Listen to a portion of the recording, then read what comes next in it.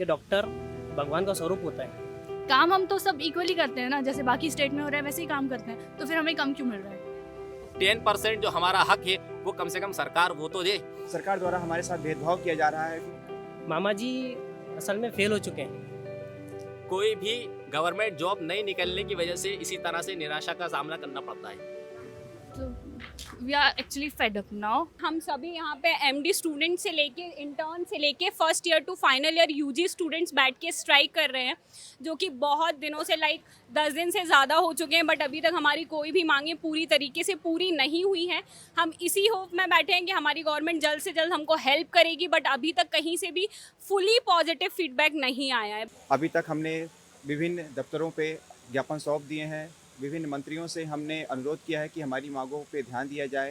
कहीं वित्त विभाग, वल्लभ भवन, आयुष विभाग, हमारी कोई सुनवाई नहीं हुई। फिर हमने उसी को लेकर वापस से मेमोरेंडम दिया डबल से रिटर्न कि हम लोग साइलेंट प्रोटेस्ट कर रहे थे। इससे पहले हमने 1 वीक साइलेंट प्रोटेस्ट किया ब्लैक रिबन बांधकर। उसके बाद भी सरकार के कानों पर कोई जूं नहीं होंगी। बार बार सूचित किए जाने के बाद भी नहीं सुन रही। इसके पहले भी हम 2 बार स्ट्राइक पे बैठ चुके हैं, 2018 और 2021 में।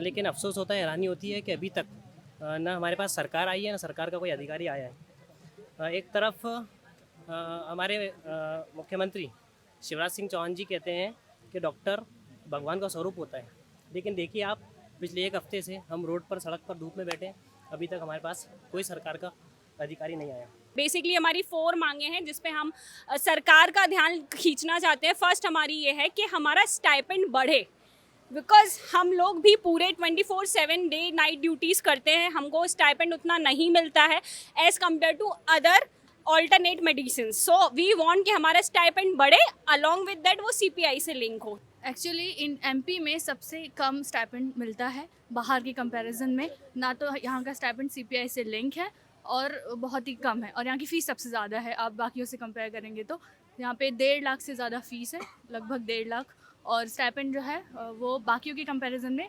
हाफ है। हम लोग को हर 3-4 साल के अंदर हम लोग को रोड पे आकर बैठना पड़ता है हमारे स्टाइपेंड बढ़वाने के लिए। आज हम खुद देखें कि हमारे स्टाइपेंड 8,000 रुपये है। मजदूर भी आज 15 से 20,000 रुपये आसानी से कमा लेता है। क्या हमारी ऐसी हालत हो गई है मामा जी कि हम लोग मजदूर से बदतर हो गए? क्या हमारी क्या इतनी बुरी हालत हो गई है? आप खुद बताएं। 8,000 कोई स्टाइपेंड होती है? बताएं आप खुद। और दूसरी जो मांग के जो हमारी यूनिवर्सिटी एमपीएमएसयू वो समय पे एग्जाम कभी नहीं लेता है। ईयरली कैलेंडर प्रोवाइड करें सो दैट कि सेशंस प्रोलॉन्ग नहीं हो, टाइमली सबका डिग्री कंप्लीट हो जाए। कोविड की वजह से हमारा फर्स्ट ईयर ऑलमोस्ट 2 साल में कंप्लीट हुआ है, और सेकेंड ईयर का एग्ज़ाम भी हमारा 1.5 साल में हुआ है। आप खुद सोचिए कितनी बड़ी प्रॉब्लम है। हमारे कोर्स का ड्यूरेशन जो 5.5 ईयर्स है, वो एग्ज़ाम लेट होने की वजह से 7.5 ईयर एंड 8 ईयर्स हो जाता है। तो हम यहाँ से निकल के कब पीजी का एग्ज़ाम देंगे, कब एमडी के लिए प्रिपरेशन करेंगे? हमारा फ्यूचर क्या है? हम 8-10 साल अगर यही करेंगे तो हमारा कोई करियर नहीं है। जो हमारे 5.5 साल के बाद जो 7 साल 8 साल हो जाते हैं, तो उसमें हम लोग इकोनॉमिकली घर वालों के ऊपर डिपेंड हो जाते हैं, बहुत ज़्यादा घर वालों के ऊपर बोझ बन जाते हैं। तो स्टूडेंट्स का टाइम ख़राब हो रहा है, और ये जो यंग जनरेशन का टाइम है वो सबसे कीमती टाइम होता है। गवर्नमेंट भी इस चीज़ को मानती है। तो हम चाहते हैं कि हमारी एग्ज़ाम समय पे हो, और जो सेशन चल रहा है 2018-19 और 19-20 उनकी एग्ज़ाम का टाइम टेबल तुरंत घोषित किया जाए। तीसरी हमारी जो मांगे वो ये मांगे कि हमारी जो मेडिकल लीव है उसको पेड किया जाए। कि हीलर्स ऑल्सो नीड हीलिंग।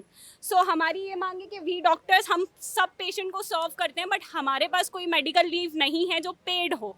तो हमको भी मेडिकल लीव्स की ज़रूरत है, तो हमको गवर्नमेंट से मेडिकल लीव्स मिलनी चाहिए। जिस अनुपात में छात्र यहाँ से पास हो रहे हैं पूरे एमपी से, टोटल 20 कॉलेज के आसपास हैं, अलग अलग नंबर ऑफ सीट्स हैं सब में, और एक गवर्नमेंट कॉलेज है। टोटल नंबर 1250 के आसपास हर साल पास होते हैं यूजी स्टूडेंट्स, और उनके अनुपात में नौकरियां कितनी निकाली जाती हैं?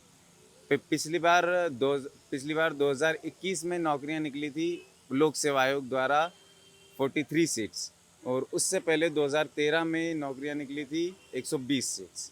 इसके अलावा लोक सेवा आयोग द्वारा कोई नौकरियां नहीं निकली। और चौथी जो मांगे वो प्रतिवर्ष जो है नवीन पदों को निकाला जाए, जैसे पुलिस विभाग हो गया, वन विभाग हो गया, इन विभागों में नवीन पदों को जारी किया जाए।